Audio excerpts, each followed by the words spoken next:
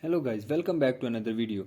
In this video, I will show you how to fix WWE 2k22 crashing problem in your Windows on PC and laptop. So to fix this issue, follow every step as I am showing in this video.